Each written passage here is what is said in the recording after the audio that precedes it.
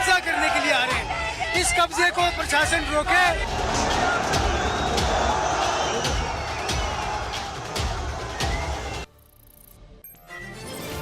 तो आज हिमाचल की राजधानी शिमला से आई तस्वीरें आपने देखी। शिमला के संजौली इलाके में सड़क पर उतरे स्थानीय हिंदू आबादी का गुस्सा आपने देखा।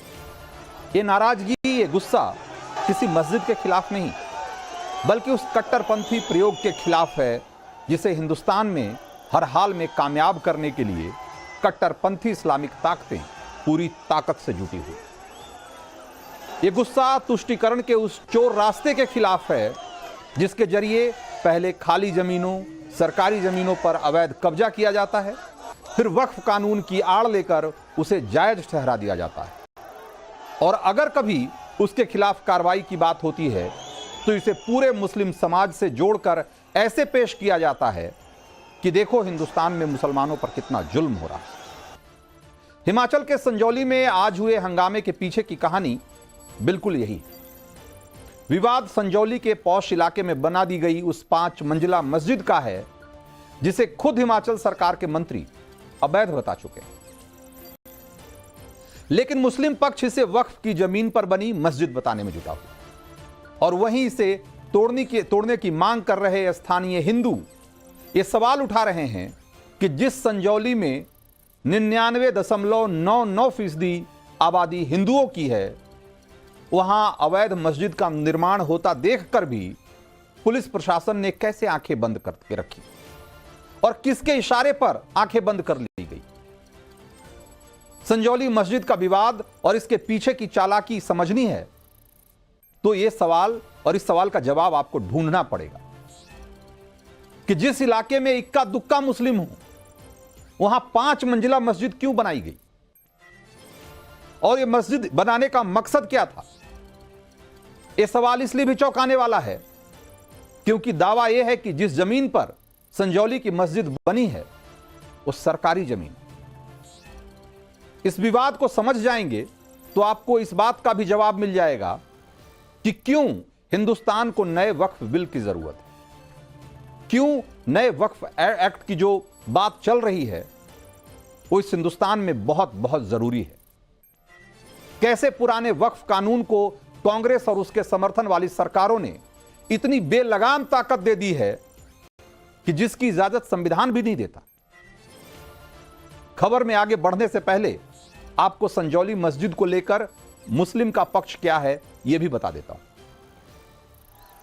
मुस्लिम पक्ष यह कह रहा है कि संजौली की यह मस्जिद 1947 से पहले की है और वक्फ की जमीन पर बनी, इसलिए इस विवाद को गरमाने के बाद खुद शिमला प्रशासन ने इस जमीन को सरकारी जमीन बताया। शिमला प्रशासन के पास 1967 के कागजात हैं जो जमीन के मालिकाना हक पर हिमाचल वक्फ बोर्ड का दावा खारिज करते हैं। आपको बता दें कि मामला कोर्ट में है जिसमें पिछले 14 सालों से सुनवाई चल रही है और 40 से ज्यादा सुनवाई हो चुकी है। इस दौरान वहां बनी कच्ची मस्जिद को पक्का कर दिया गया, फिर उस पर धीरे धीरे मंजिलें बढ़ाते बढ़ाते उसे 5 मंजिला बना दिया गया और आज वो एक विशाल मस्जिद का रूप धारण कर चुकी है। शिमला के संजौली इलाके में रहने वाली हिंदू आबादी की नाराजगी इसी बात से, वो इस भरोसे में थे कि मामला स्थानीय कोर्ट में है तो प्रशासन मस्जिद के अवैध निर्माण को रोक देगा, हिंदू बहुल इलाके में अवैध तरीके से बनाई जा रही मस्जिद को हटाएगा। और जैसा कि आप जानते हैं कि जब भी किसी जमीन, किसी निर्माण को लेकर कोई विवाद होता है और विवाद कोर्ट में चला जाता है तो सबसे पहले स्टे ऑर्डर लगता है। सबसे पहले यह हो जाता है कि जहां तक निर्माण हुआ है उसके बाद आगे का निर्माण बंद कर दिया जाता है। लेकिन यहां 14 साल से यह मुकदमा चल रहा है कोर्ट में और मस्जिद के ऊपर मंजिल की मंजिल जुड़ती चली गई और एक विशाल मस्जिद बन गई। पानी जब सर से गुजरने लगा और प्रशासन आंखें मूंदे बैठा रहा तो स्थानीय हिंदुओं ने विरोध शुरू किया। 1 सितंबर और 5 सितंबर की तस्वीरें आपको याद होगी और एक बार वो तस्वीरें भी दिखानी चाहिए।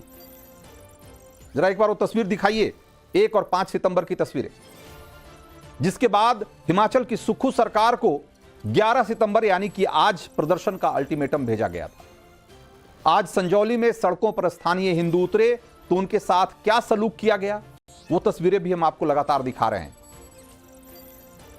और ये देखिए, ये हम 5 तस्वीरें आपको दिखा रहे हैं कि आज जो दिन भर जो प्रदर्शन चला उसमें क्या क्या हुआ। सुक्खू सरकार ने प्रदर्शन से एक रात पहले संजौली को छावनी में तब्दील कर दिया था। चप्पे चप्पे पर पुलिस और सुरक्षा बलों की तैनाती थी। और जब स्थानीय हिंदू विरोध प्रदर्शन के लिए सड़क पर उतरे तो कहीं उन्हें बैरिकेड्स लगाकर रोका गया तो कहीं उन पर पानी की बौछार की गई और इस दौरान झड़प हुई तो उन पर लाठियां बरसाई गई। और इस कार्रवाई को शांति सौहार्द बनाए रखने का एक तरीका बताया गया। उधर मुस्लिम पक्ष ये कह रहा है कि स्थानीय हिंदुओं का प्रदर्शन उनकी धार्मिक स्वतंत्रता पर हमला है और उन्हें अदालत में घसीटने की धमकी दे रहा है। ऐसे में सवाल वही है कि क्या यह तेवर इसलिए है क्योंकि मौजूदा वक्फ कानून यह कहता है कि जिस जमीन पर वक्फ का दावा हो जाएगा वो जमीन उसकी हो जाएगी। जिस जमीन पर मस्जिद बन गई वो हमेशा हमेशा के लिए वक्फ की हो जाएगी और उसे अदालत में भी चुनौती नहीं दी जा सकती। उसे हमेशा हमेशा के लिए वक्फ की संपत्ति का दर्जा मिल जाएगा। संजौली की जनता क्या कह रही है उनकी जुबानी भी एक बार सुनिए तो आप और बेहतर तरीके से समझ पाएंगे कि आखिर उन्हें इस तरीके से बड़ी संख्या में सड़कों पर उतरने की जरूरत क्यों पड़ी। मैं स्टार्टिंग बचपन से शिमला में रही हूँ और यहाँ पे हमने देखा है जो पहले के मुसलमान लोग थे वो बहुत अच्छे थे, शांति प्रिय थे, लेकिन अब डे बाय डे यहाँ पे जो मुसलमानों की संख्या है वो बहुत ज्यादा बढ़ गई है और हम आते जाते तो उनकी नजरें बड़ी अजीब सी होती है। हमारे घर मस्जिद के पास ही है तो वहाँ से दिन रात चलते रहते मतलब हमें बाहर निकलने से पहले देखना पड़ता है कि गली खाली है या नहीं। मतलब काफी ज्यादा यहाँ पे शिमला में बहुत ज्यादा मुसलमानों की संख्या बढ़ गई है। कितने ऐसे लोग हैं जो रोजाना यहाँ पर घूमते फिरते हैं, हमें यही नहीं पता कि उनका असली चेहरा क्या है। मुझे नहीं लगता कि वर्तमान में हिमाचल प्रदेश में महिलाएं हमारे साथ है। यहाँ इतने छापे वाले इतने बाहरी लोग आ गए हुए कि हम लोग अपने बच्चों के साथ सुरक्षित नहीं है। बच्चों के साथ इतना जैसे दिन रात बाहर निकलना है तो शाम के टाइम बाहर नहीं निकल सकते। बिल्कुल हम लोगों को डर लगता है क्योंकि जैसे जिस तरह से लव यहाँ चले हुए जवान बेटियां हैं, घर में जवान बच्चे हैं, उस तरह से तो हमें बिल्कुल भी नहीं लगता क्योंकि ये लोग बाहरी राज्य से आके इन्होंने बिल्कुल वो लव जिहाद का जो चलाया वो हिमाचल में भी चला दिया हुआ है। तो संजौली मस्जिद को लेकर बीजेपी सुक्खू सरकार पर तुष्टीकरण की सियासत करने का आरोप लगा रही है। हिमाचल के पूर्व सीएम जयराम ठाकुर ने विधानसभा में एक कहा है कि यह जनभावना का मामला है और इसे सुक्खू सरकार को गंभीरता से लेना चाहिए। इस पर जवाब क्या मिलता है एक बार वो भी आपको सुनना चाहिए। सरकार से मेरा इस बात के लिए विशेष तौर से आग्रह है कि अगर अनऑथराइज कंस्ट्रक्शन है तो निश्चित रूप से प्रयास करिए कि इस काम का इस समस्या का समाधान जल्दी से हो सके। और जिस तरह से सरकार दबाव डाल करके कोशिश करने की फिराक में लग रही है, इस सारे मामले को रफा दफा करने की कोशिश कर रही है, वो उचित नहीं होगा। ये अवैध पाया जाता है तो निश्चित तौर से इसको डिमोलिश किया जाएगा, मगर हमें कानून की प्रक्रिया को सर्वश्रेष्ठ रखना है और कानून की प्रक्रिया से आगे चलना है। और मैं आपको ये विश्वास दिलाना चाहता हूं कि हम चाहते हैं कि हिमाचल प्रदेश में शांति का माहौल बना रहे। तो जो सरकार के लोग आज जो ये कह रहे हैं कि वो चाहते हैं कि हिमाचल प्रदेश में शांति का माहौल बना रहे, उन्होंने 14 साल तक, लंबे समय तक मस्जिद के अवैध निर्माण नहीं कहिए, उसे अवैध निर्माण को अनदेखा करते रहे और उन्होंने वो स्थिति पैदा होने दी कि लोगों को आज सड़क पर उतरकर विरोध जताना पड़ रहा। मुकदमा चलता रहा एक तरफ कोर्ट में और दूसरी तरफ निर्माण भी होता रहा। तो जो लोग शांति और सौहार्द बनाए रखना चाहते थे सरकार के जो लोग, उनकी नींद उस समय क्यों नहीं खुली कि आज लोगों को इस तरीके से उतरकर हंगामा करना पड़ रहा है, अपनी बात लोगों तक, सरकार तक पहुंचाने के लिए? एक बड़ा सवाल है। और अब आपके सामने एक और खुलासा, जो संजौली में तुष्टीकरण का खेल चल रहा है, यह उसकी सीधी सीधी गवाही है। आपको बता दें कि शिमला को हेरिटेज सिटी का आधिकारिक दर्जा मिला हुआ है और सरकारी नियमों के मुताबिक 2.5 मंजिल से ज्यादा, उससे ज्यादा ऊंची इमारत खड़ी करने की इजाजत नहीं है बहुत सारे इलाकों में। लेकिन संजौली मस्जिद जिस इलाके में है, वहां भी 2.5 मंजिल से ज्यादा आप ऊंचा मकान नहीं बना सकते। वहां 5 मंजिला मस्जिद बन चुकी है। सवाल यह है कि हिंदू आबादी आवाज बुलंद करे तो मामला सांप्रदायिक और कट्टरपंथी साजिश करें तो उसे सारे नियम कानून दरकिनार कर उसे सराखों पर बिठा लेंगे आप। क्या कांग्रेस के सेकुलरिज्म का असली मॉडल यही है? इसका खामियाजा उत्तराखंड समेत देश के कई हिस्सों को आज भुगतना पड़ रहा है, जहां पता नहीं कितनी सरकारी जमीनों पर मस्जिदें और मजारें खड़ी कर दी गई। देहरादून में तो इसका राज खुल चुका है और इस पर वहां भी बवाल मचा हुआ है। पुष्कर सिंह धामी ने वहां कई जगहों पे एक्शन भी लिया। हिमाचल में वही सब करने की छूट इसलिए है क्योंकि कांग्रेस की सरकार है, और कांग्रेस की सरकार में कोई अवैध मस्जिद गिरा दी जाए, ऐसा कैसे हो सकता है? अवैध है तो क्या हुआ, मस्जिद है। महत्वपूर्ण ये नहीं है कि अवैध है, वो महत्वपूर्ण यह है कि वो मस्जिद है।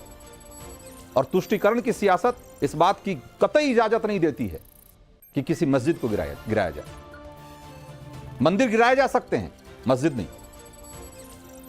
आपको यह भी बता दूं कि पिछले साल उत्तराखंड की धामी सरकार ने राज्य में 1000 से ज्यादा अवैध मजारों को चिन्हित किया था।